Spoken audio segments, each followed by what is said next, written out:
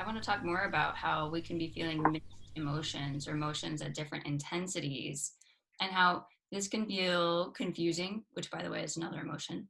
Like it can feel really confusing, like, oh, I'm so mixed up. I don't know what I'm feeling. Right. And just being able to start the process of going in, checking in, like, okay, well, what's the most intense emotion I'm feeling?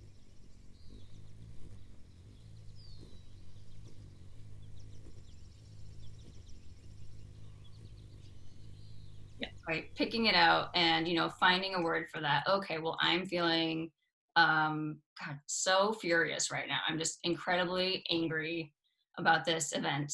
All right, well, okay, I can label that, put that aside. What else am I feeling? Well, I'm feeling like this grief, this sadness about this, and I feel betrayed. And just being able to name what you're feeling, it's almost like it organizes your emotions, and it helps you prioritize too. What do I want to attend to first?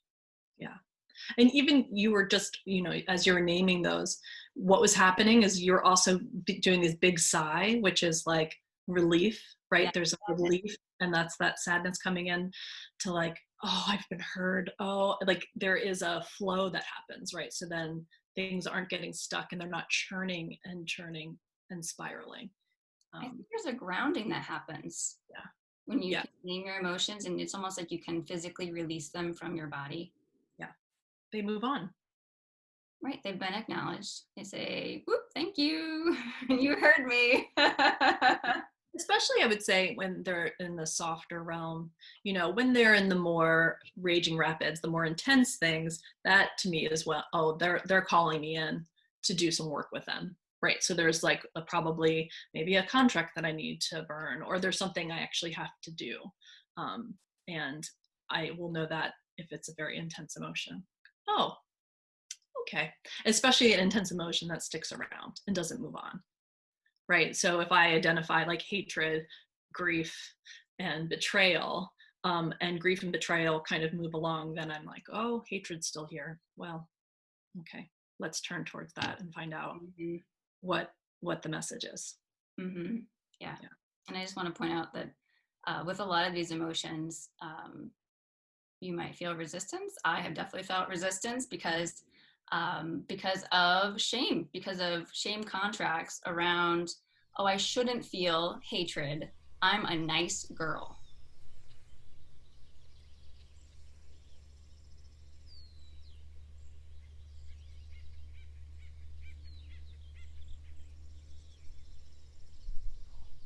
Yes. Like there's a contract for you, and that's definitely something that I've looked at.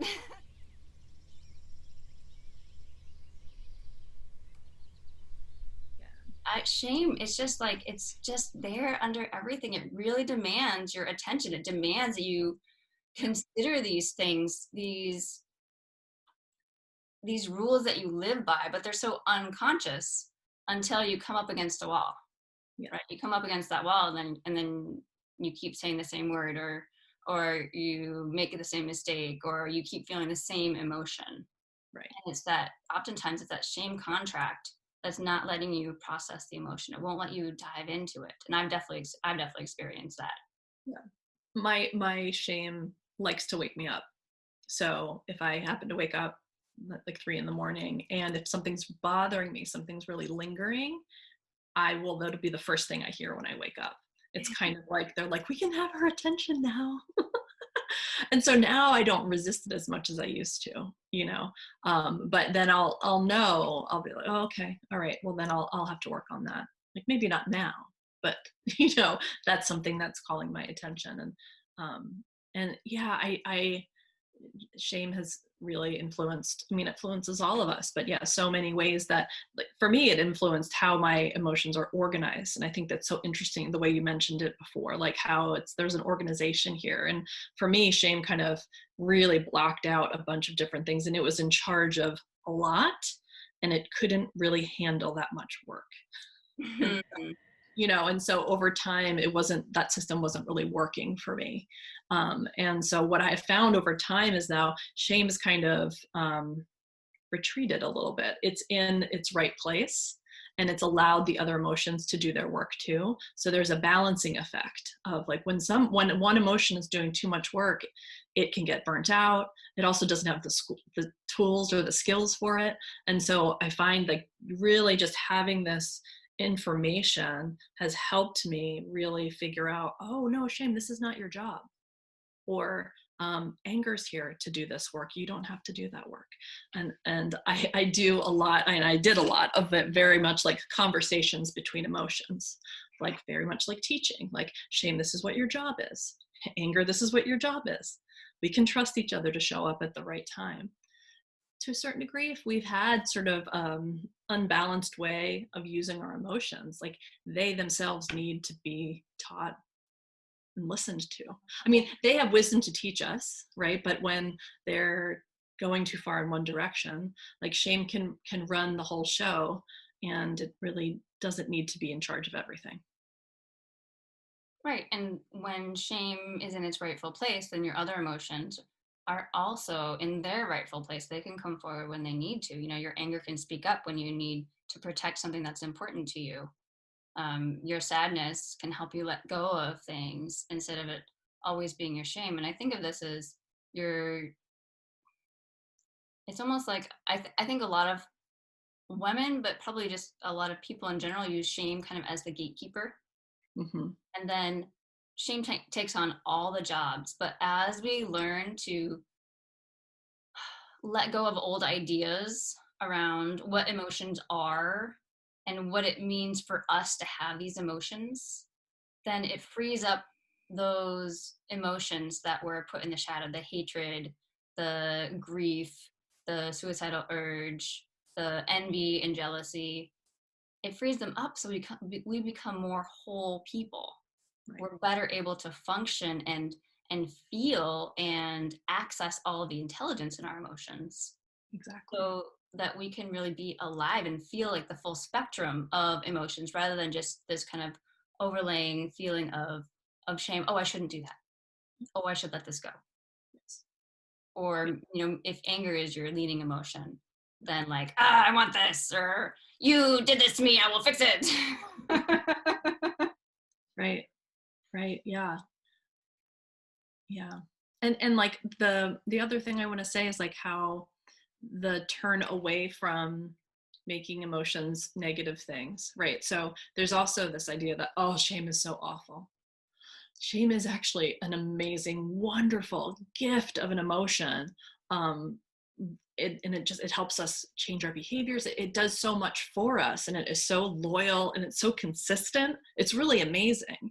And I think kind of in my early stage of learning about this, I still felt like shame. I still was like, yeah, but shame's the bad one, right? Because it can be so painful. It would hurt so much, you know.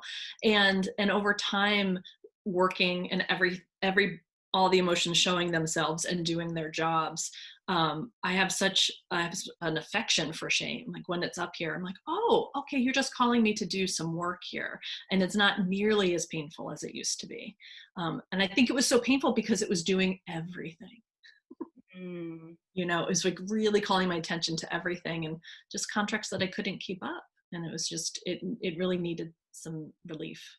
And it has allowed that change, and then it allows for contentment to come up, right? So there's this idea of shame's running the show, then like where's our contentment, where's our like pride of doing a good job? And like, as you know, sometimes in our society people lean into the happiness model of like happiness is the only good emotion, contentment, right? That's, you can't get there if you you can't force yourself there. You can't just say, I'm going to live in happiness, I'm just going to live a contented life. Like, you can live a contented life, but there is some work to do with yeah. with the parts of yourself and the lessons that you learned as a young child and the beliefs we got from our society, you know. Yeah. Thinking Yeah. about it now, it seems like when shame comes up, it's letting you know that something needs to change. Yeah. You know, it's like, hey, this isn't working. Yeah. And, you know, personally, I'm usually like, but no, I like that system. I know. I thought it was working. And she was like, no, this is not No, working. I know. And then even that place of like having to revisit the same, like you're like, but I worked on that already, shame. Didn't we already work this out? Yeah, No, right. we have to look at it again.